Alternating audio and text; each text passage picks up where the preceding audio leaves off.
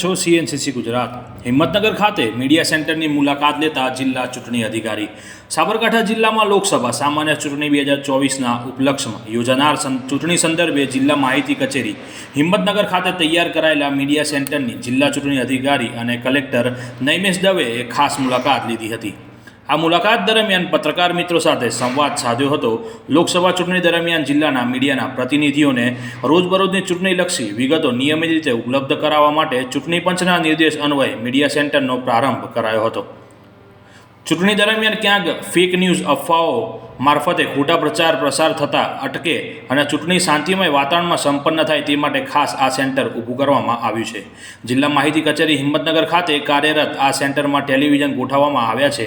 આ ટેલિવિઝનમાં સ્થાનિક રાજ્ય લેવલ તેમજ રાષ્ટ્રીય લેવલની ન્યૂઝ ચેનલમાં સાબરકાંઠા જિલ્લાને લગતી ચૂંટણીલક્ષી બાબતો પર ખાસ મોનિટરિંગ કરવામાં આવી રહ્યું છે।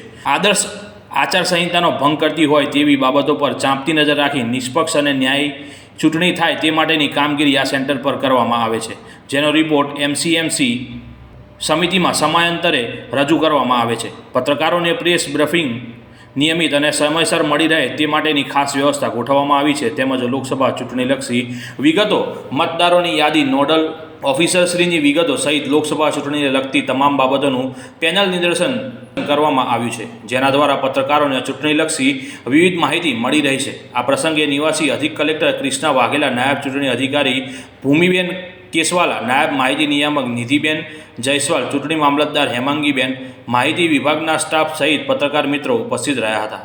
રિપોર્ટર ધીરુભાઈ, ખેડબ્રહ્મા।